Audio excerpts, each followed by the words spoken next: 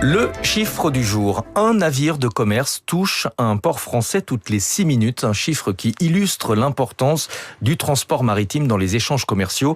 Pour le meilleur et pour le pire, car il y a parfois des cargaisons indésirables dans les containers. Bonjour Vincent Jacquemart. Bonjour. Vous êtes président d'Irena Group. Vous assurez la sécurité des paquebots commerciaux. Vous allez nous expliquer tout ça dans un instant. Un navire toutes les 6 minutes. Je crois que ça représente assez bien en fait le volume de marchandises absolument considérable qui transitent par les mers du globe. Oui, c'est considérable. Aujourd'hui, on estime que plus de 80% de la totalité des marchandises qui transitent sur le globe se font par voie maritime. Y compris pour des marchandises illégales. Le trafic de drogue transite également par voie maritime. On n'a pas beaucoup de chiffres en fait, car il n'y a que 5 à 10% des navires qui sont réellement contrôlés. Oui, absolument. C'est toute la difficulté d'ailleurs de ce type d'entreprise et de la lutte contre le narcotrafic. C'est que le volume de bateaux est tel que les ports n'ont pas la capacité matérielle aujourd'hui d'absorber ce même volume et de pouvoir, par exemple, effectuer des fouilles systématiques. Et la cocaïne transite parfois sous des formes inattendues, déguisées en fruits et légumes, des bananes, des ananas, parfois les mêmes sous forme liquide. En tout cas, c'est un problème pour la sécurité de ceux qui sont à bord de ces bateaux. Oui, absolument, parce qu'aujourd'hui, les armateurs et l'ensemble des personnes qui exploitent ces lignes commerciales maritimes mettent en place des mesures afin de limiter le risque, à la fois pour leurs équipages, puisqu'on a affaire quand même à des cartels de narcotrafic. Ça veut dire qu'ils sont le business en tant que tel est basé sur de la violence. Et donc protéger leurs équipages, mais aussi protéger leurs navires contre justement ce qu'on appelle la contamination.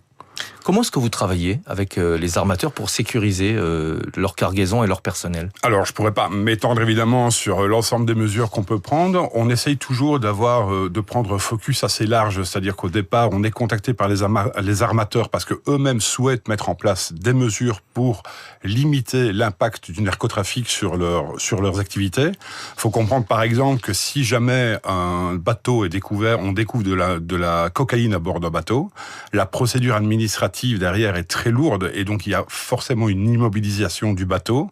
Et l'immobilisation du bateau, évidemment, a un coût énorme pour les armateurs. Et qui est responsable sur le plan légal ? Sur le plan légal, ce n'est pas l'armateur, très clairement, c'est toujours l'expéditeur du produit, du container. Donc c'est pour ça d'ailleurs que les cartels se sont adaptés ces dernières années.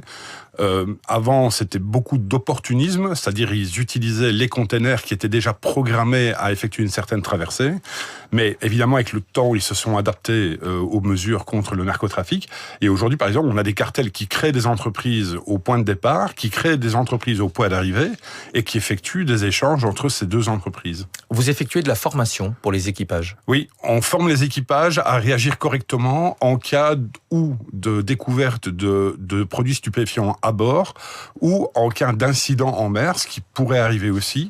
On a une forme de contamination où les cartels arrivent sur le bateau en haute mer avec des petits bateaux, des speedboats, et montent à bord. Vous leur fournissez également, si nécessaire, des escortes armées.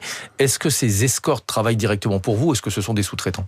Ce sont des sous-traitants parce que on travaille avec des escortes armées exclusivement dans des zones particulièrement vulnérables. Et c'est très réglementé. Et c'est très réglementé. On n'a jamais de personnel armé à bord. Ça, pour le coup, nous, on met pas les pieds là-dedans parce que c'est très compliqué à gérer au niveau légal.